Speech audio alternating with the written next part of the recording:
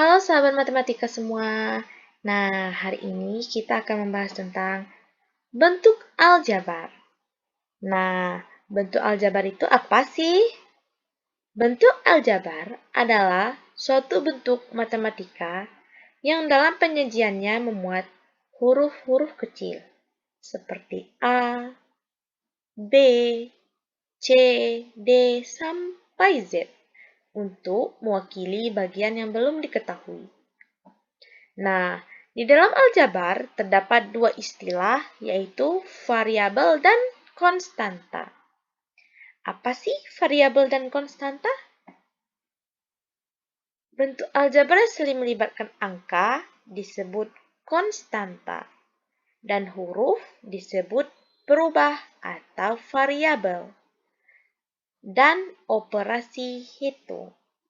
Sebelum masuk ke operasi hitung, mari kita simak konstanta dan variabel itu apa sih?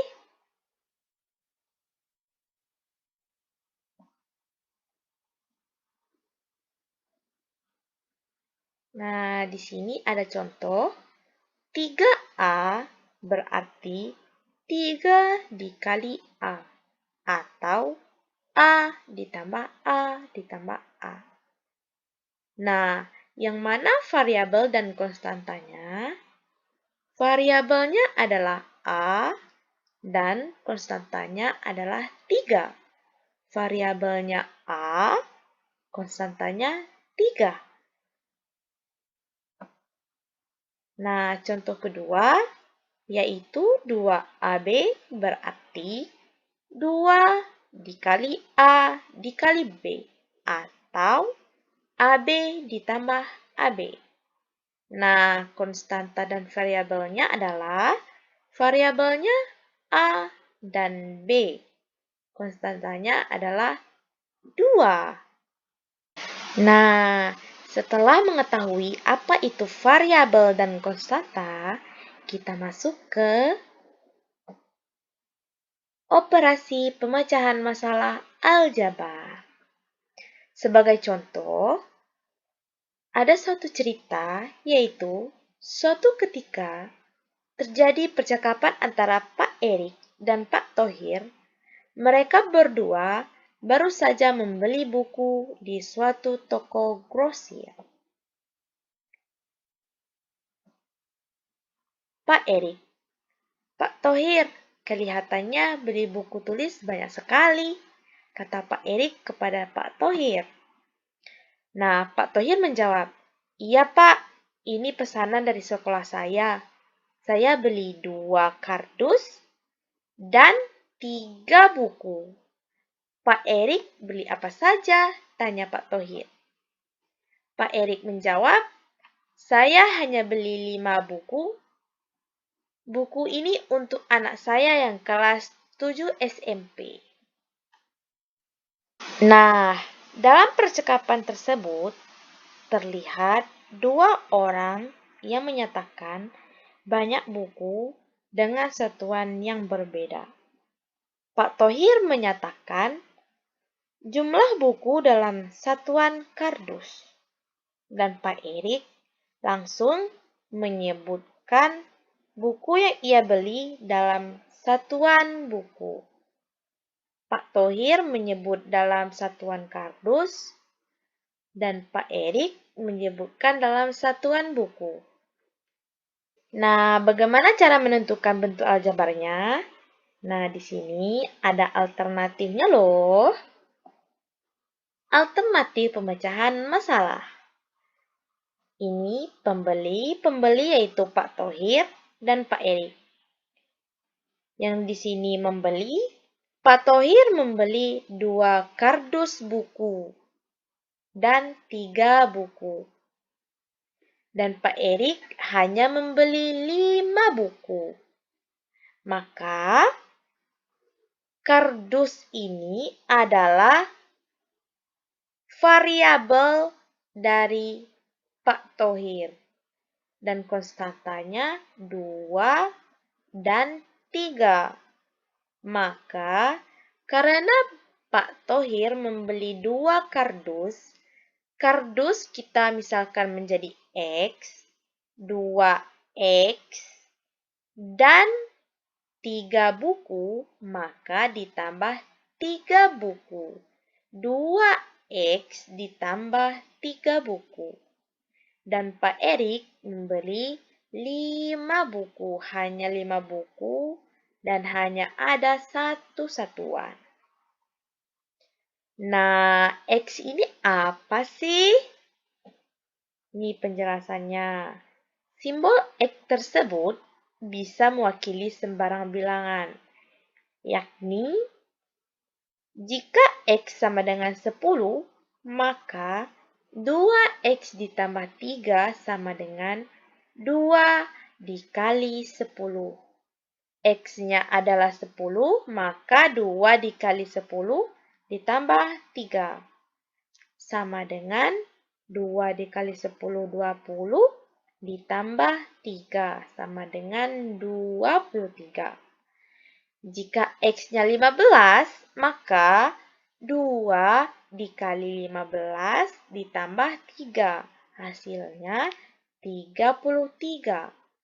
Dan jika X-nya 20, 2 dikali 20 ditambah 3 hasilnya 43. Dan seterusnya.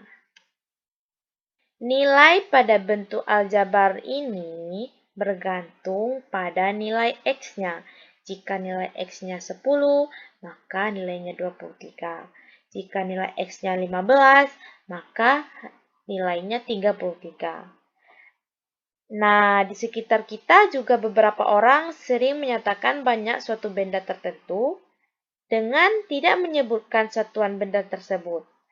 Akan tetapi, mereka menggunakan satuan kumpulan dari jumlah benda tersebut. Misalkan, 1 karung beras, 1 keranjang apel, 1 keranjang jeruk, dan lain-lain. Setelah kita mengetahui alternatif pemecahan masalahnya, kita masuk materi selanjutnya, yaitu memahami penjumlahan dan pengurangan bentuk aljabar. Nah, yang pertama yaitu operasi dalam penjumlahan dan pengurangan aljabar.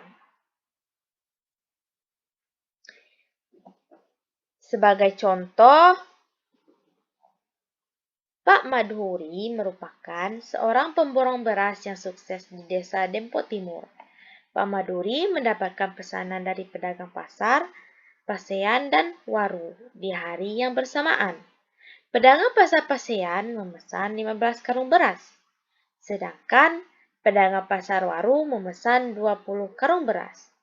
Beras sekarang tersedia di gudang Pak Madhuri hanya 17 karung beras saja. Nah, bagaimana alternatif pemecahan masalahnya? Kita misalkan X adalah massa tiap karung beras atau jumlah tiap karung beras.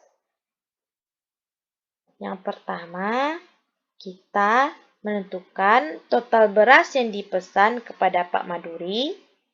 Yang kedua, sisa beras yang ada di gudang Pak Madhuri jika memenuhi pesanan pedagang pasar pasean saja. Dan yang terakhir, kekurangan beras yang dibutuhkan Pak Madhuri jika memenuhi pesanan pedagang pasar waru saja. Nah, alternatif pemecahan masalahnya adalah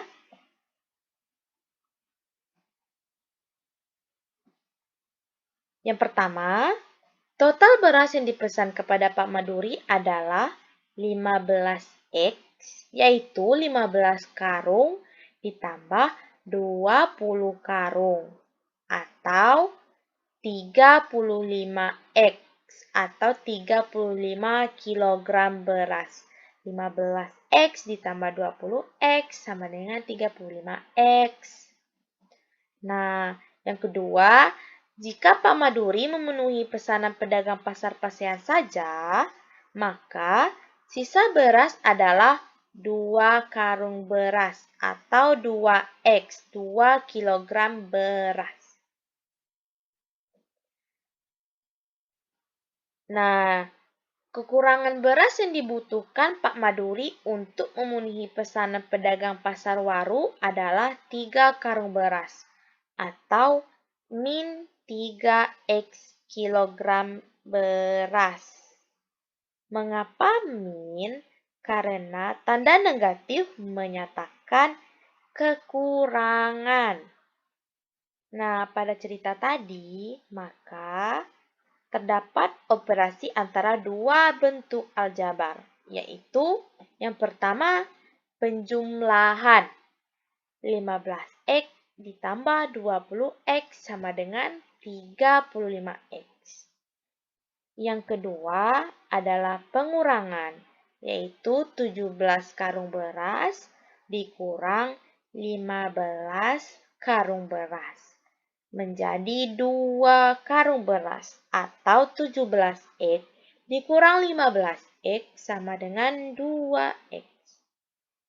Selanjutnya adalah pengurangan, yaitu dari 17 kg beras atau 17x dikurang 20 kg beras atau 20x sama dengan min 3. Nah, dari cerita tadi, maka kita mendapatkan 3 persamaan bentuk aljabar. Yang pertama penjumlahan, yang kedua pengurangan, dan yang ketiga pengurangan. Nah, di sini mengapa min? Karena jika 17 dikurang 20 hasilnya min 3. Sama saja jika kita berutang 20, kita bayar 17, maka sisa hutang kita ada 3. Nah, di sini juga dijelaskan jika Pak Maduri memenuhi pesanan pedagang pasar Pasian saja, maka sisa beras adalah 2 karung. Nah, kekurangan beras yang dibutuhkan Pak Maduri adalah 3 karung beras. Nah, sekian penjelasan materi kita pada hari ini. Sampai jumpa pada materi selanjutnya.